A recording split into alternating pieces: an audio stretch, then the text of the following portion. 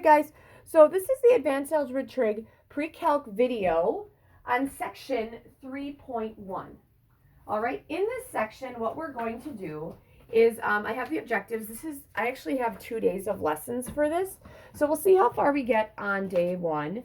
I only have about half an hour of juice on this, on my videos until I get booted off and I have to start a new one. So we'll see how far we are after day one.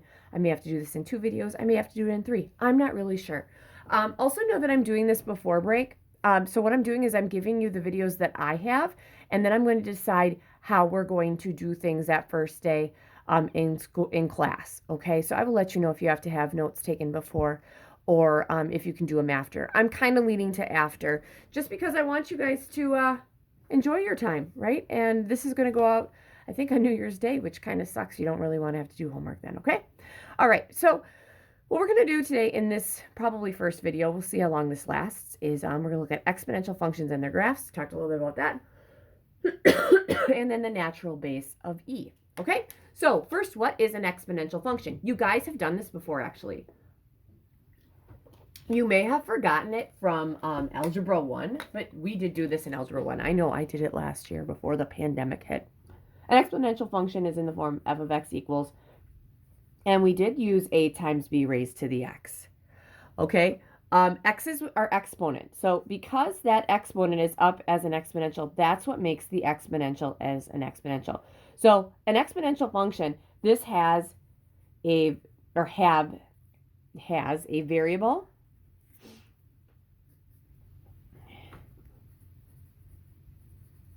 or a variable expression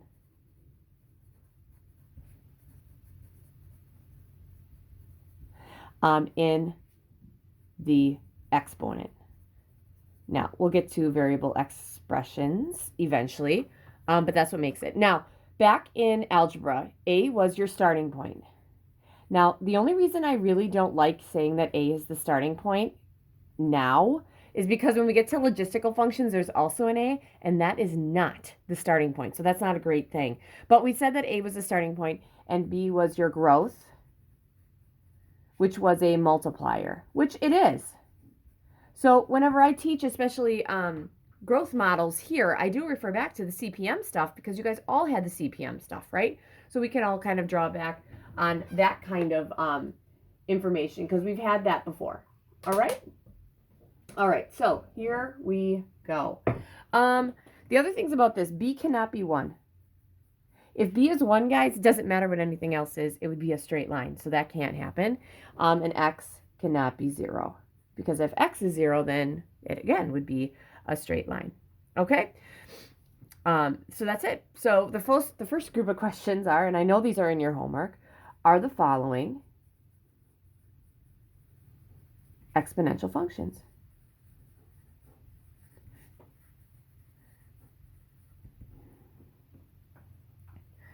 Okay.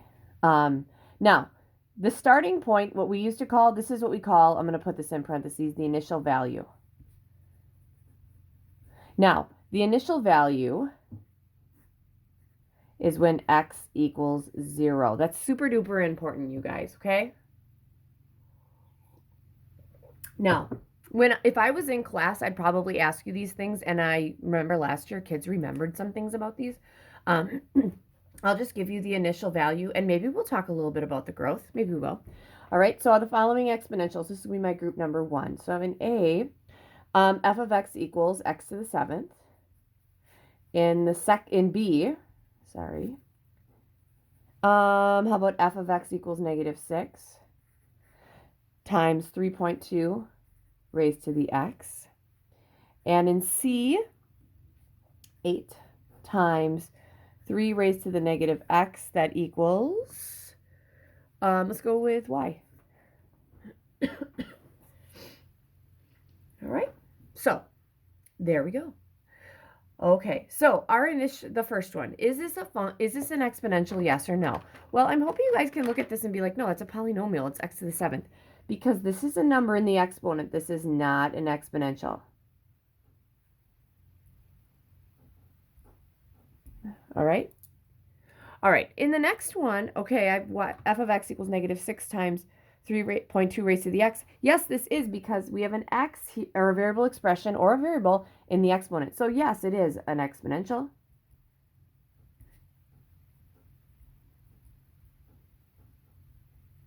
-6 is the initial value. That's your a value. Now, eventually, mathematically, we're going to want to actually put 0 in there. So let's think about it. -6 times 3.2 raised to the 0. Well, anything raised to the 0, you guys, is 1. Okay, we'll talk a little bit about that more graphically. But 3.2 raised to the 0, boom, that's 1. Anything raised. So if you have -6 times 1, that's -6. That's another way to find that initial value mathematically if you're having a problem. I had a colleague once that was like, I always make kids put 0 in for the x because sometimes the initial value is your a value, but in the next little group of problems we're going to do, it's not. So I actually kind of like that idea. All right, this guy, is this, see, y equals 8 times 3 raised to the -x. Is this? Yes. Right there. Yes, it's an exponential.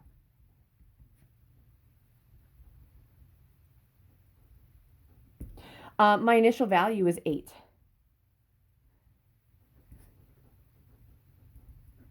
All right, and here's why. Let's put 0 in there, you guys. Let's go ahead and do, I'll stick with my green.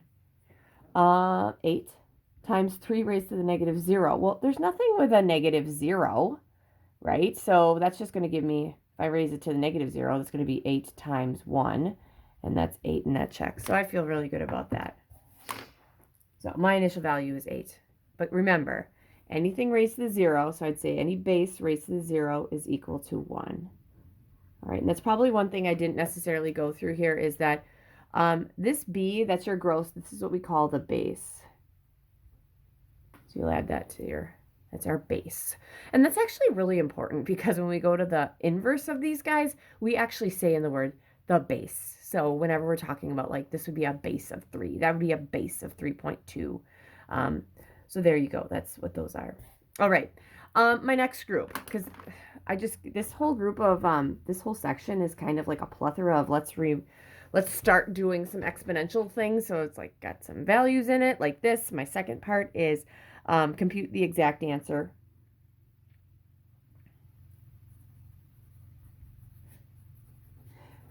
Exact answer, you guys, means no estimated decimals. So if I had the square root of 5, guess what? I'm leaving it the square root of 5. You have to. All right. So my function here is f of x equals 5 times 3 raised to the x. Now, if I'm thinking test questions, like I could say, oh, here's an exponential function. Give me a situation. Well, that situation would have to start at 5 and would have to have a multiplier of 3. So maybe, well, this is going to sound horrible, but let's say I have 5. I'm given 5 goldfish, and they triple in size, or they triple, like they have babies, and they triple every, I think it's like 7 days. I can't even remember how they have babies, but that would be a decent one. All right. Or I start with $5 and my grandma says she's going to give me triple the amount every 5 weeks. That would be something like that. But the X I'd have to change because it's not every 5 weeks.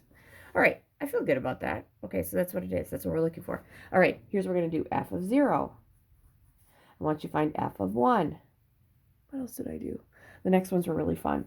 F of 2. And then I'm going to flip this up. Or I think I have a sheet. Yeah, I have a sheet that I started that I have scrap paper. The last one I'll put on this sheet of paper, okay? These are like the easy ones. Okay, f of 0 equals, we're going to put 0 in here. 5 times 3 raised to 0. So, order of operations, we're going to use the exponent. 3 to the 0 is 1. Times 5, this is 5. So we'd say f of 0 equals 5. Feel good about that, which makes sense, you guys, because that's the initial value. When x is 0, it's initial value. Oh, that's fun. All right, so I'm going to put 1 in here. 5 times 3 to the first. Okay, 3 to the first. Again, exponent first because that is our order. That'd be 3. 5 times 3, that's 15. We would say f of 1 equals 15. So if I graphed this, I'd have a point at 0, 5 and 1, 15. Let's throw 2 in there. So far, so good, right? So easy. Exponent again first. 3 squared is 9. 9 times 5 is 45. So we'd say f of 2 is equal to 45. Oh, I have a little space down here. I'm going to flip this up just a little bit just so I don't go on there. Third one, third and final. Oh, nothing can be this easy, right? F of 1/3. Now, I know every year I got kids who are like, I want to get my calculator out. Don't do it, okay? Don't do it. We're getting to some things that I don't think you're going to like too much. All right, this is going to be 5 times 3 raised to the 1/3 power. Oh, my goodness. Here's the thing. Do you guys remember?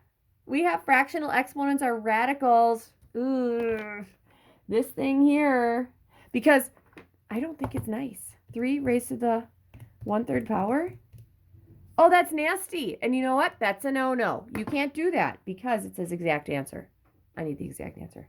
All right. So I'm good with the 5. The 5's kind of hanging out, doing its own thing. 3 to the 1/3. You guys remember that this is your, if we're going to write this as a radical, 3 goes on the inside. You have a root that goes on the outside. And then you have this guy, that's your exponent on the inside. You don't need an exponent on the inside because it's 1. This would be 5 times the cube root of 3. That's what it looks like, you guys.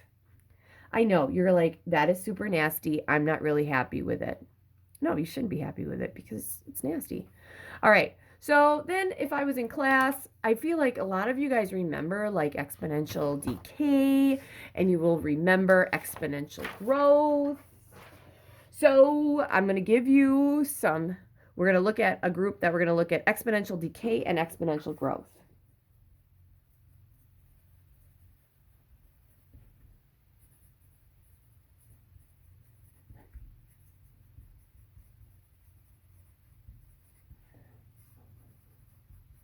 All right. So if I'm looking at y equals a times b raised to the x, and I want to know, okay, what is going to be an exponential decay and what's going to be an exponential growth in this? If I give you 2 of them, let's say I go with y equals, let's say I'm going to start with, I'll stick with a starting point of 5 times, we'll use the 3 to the 3rd, 3 to the x. We just use that, right? What would that be versus y equals, I'll give you 3 choices. Let's go with changing the starting point. Let's go with y equals 1/2 and then 3 to the x. And I'll go with y equals, I'll start with the 5 again, and I'll go with, let's change the base this time, 1/3 raised to the x. All right? I know I kind of separated those out. Sorry for those of you that are OCD. I totally didn't realize I was going to do 3 of them. I was actually just going to do 2.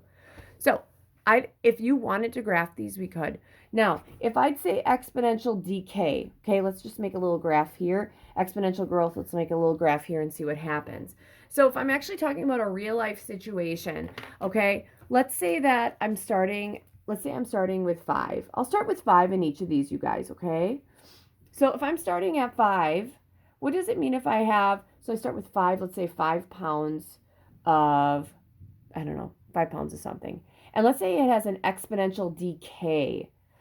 So it's actually getting smaller. So exponential decay wouldn't mean it's doing something like this. Now, usually, and I'm going to extend this, if it's math, it's going to keep going up. But for the part of the graph that would actually be like real, it'd be right here, right? Because we actually start with something. But mathematically, we can have negatives because we have equations in math.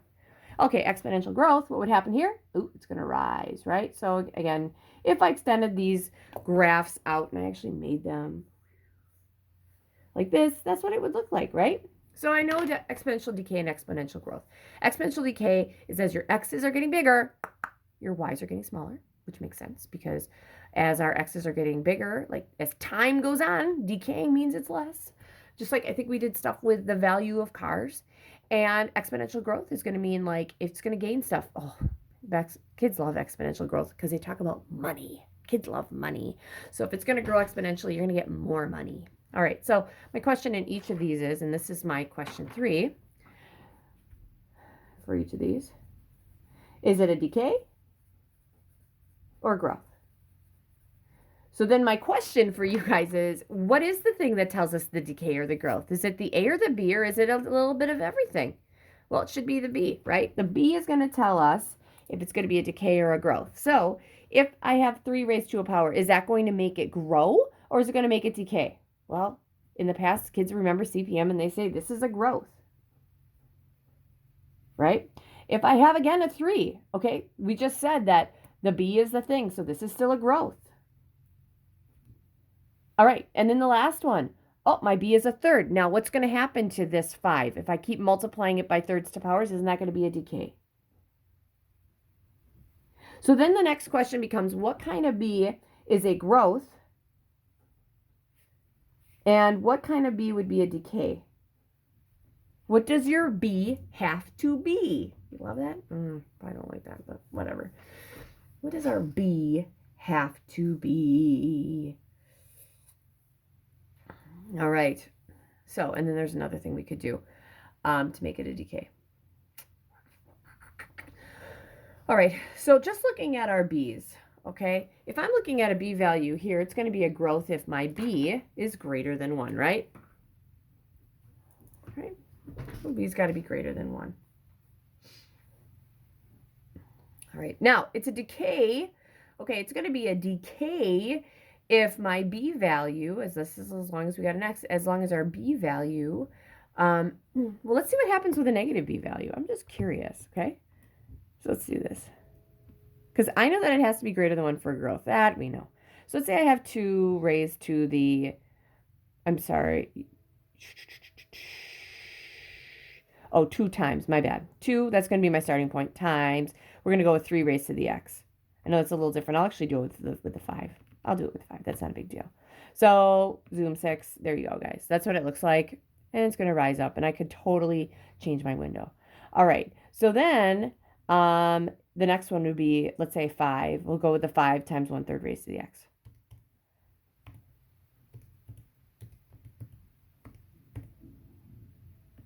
So that was the first one. Ooh, and I'm feeling good about that because that's a decay. So I definitely, if I have a B value that is between 0 and 1, it seems like it's going to be a decay, right? So it's going to be greater than 0, less than 1. I'm feeling good about that. But now I'll even tell you, it's kind of early today. And I'm like, okay, if I take this and let's make it -3. Just make that. Let's see what happens.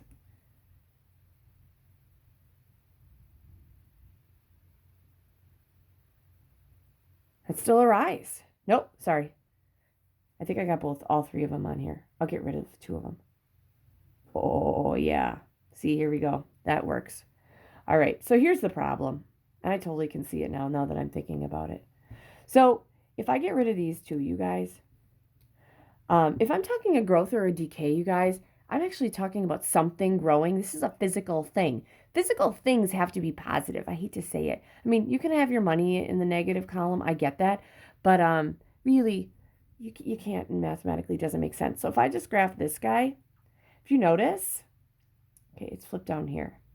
So this is not going to be a growth or a decay as far as what we talk about. I mean, as my X's are getting bigger, my Y's are actually getting smaller because they're going down, but they're negative, okay? So we're not going to work too much with real life situations where my growth is negative. Now, if I really had to think about it, that would actually, if you think about it, if I have a negative in front of the 3 here, it's going to flip it over the x-axis because this probably started like this and then flipped over the x-axis. I'm going to say yes. Let's see here. It's actually a good one to, yep, there it is. That's the first one, and this is the second one. So that -3, you're probably like, okay, why is the -3 flipping it down? Wouldn't that be in front of the 5? There really is no difference between it being in front of the 3 or the 5. Let's even check.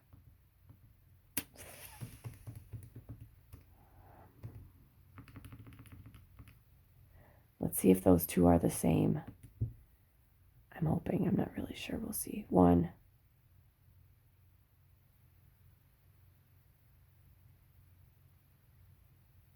There we go. It should be the same. Yep, they're exactly the same.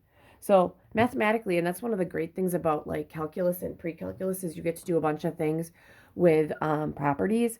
If I put a negative as my base, it's no different than if I have a positive base and a negative starting point or a negative initial value. Now, we're not going to have a negative initial value. I can't start with -5 pounds of sugar and it's decaying. It just doesn't work that way.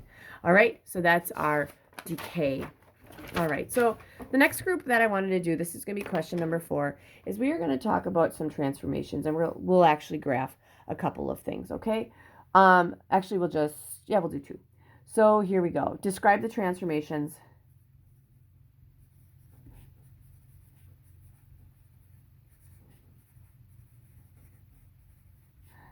of y equals 2 to the x to each of the following.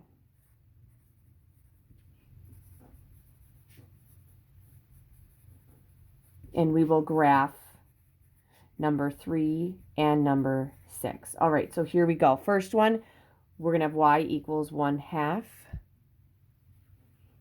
times 2 raised to the x plus 4.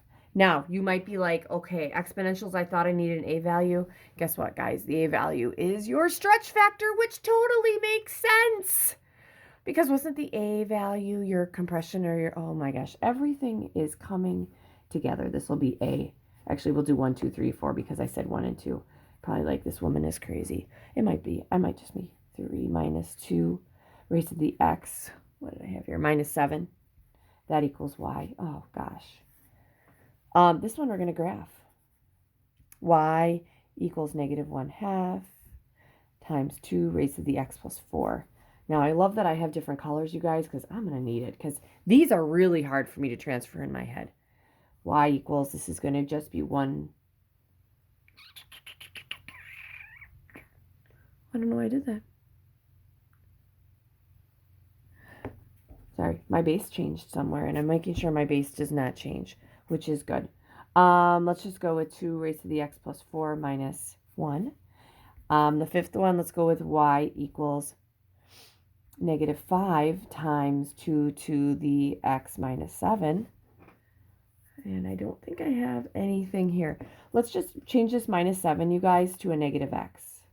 I didn't do a negative yet, I don't think. And 6, we're going to do this to, we're going to go with y equals, let's go with 2 to the x.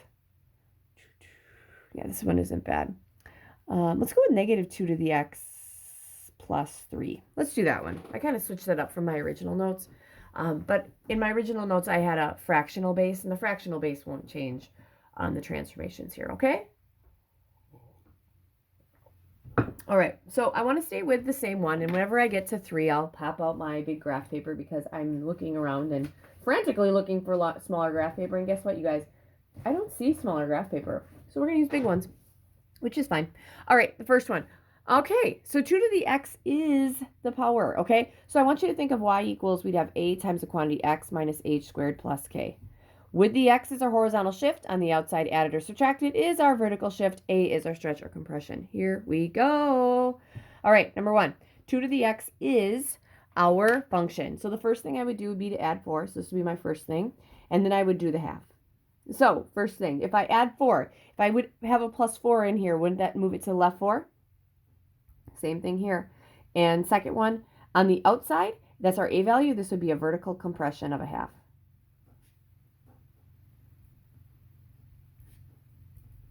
There you go. That's it.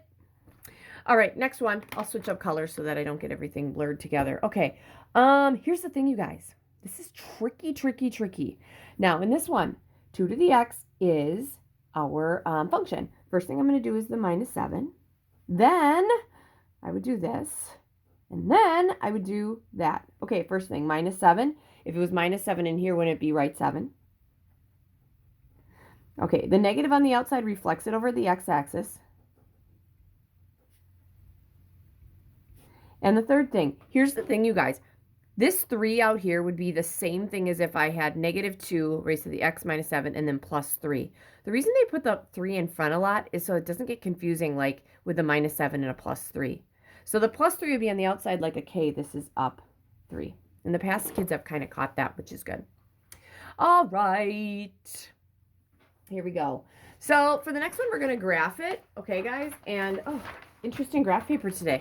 So my dog likes to chew paper. Guess what? We're getting a chew paper. We have to come up with y equals 2 to the x first. I'm going to graph that because then I have my original function, okay? So I have x's and y's. My x's can be negative. I can have negative exponents, negative 3, negative 2, negative 1, 0, 1, 2, and 3.